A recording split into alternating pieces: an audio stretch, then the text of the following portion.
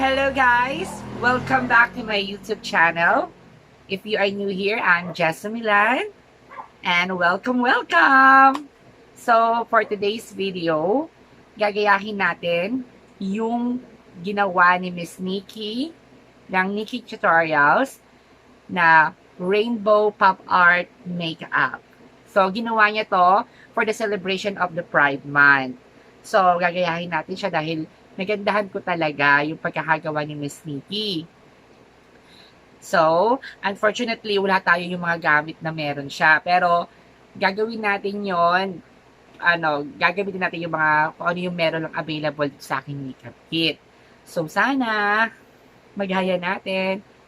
And, I hope na mag-enjoy kayo watching my makeup tutorial. So, as you can see, I already prepared my face.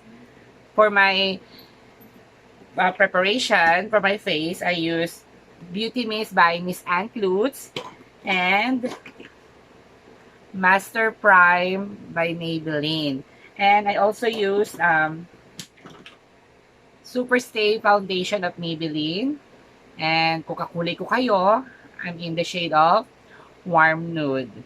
And I already set it using Maybelline Super Stay Full Coverage Powder Foundation.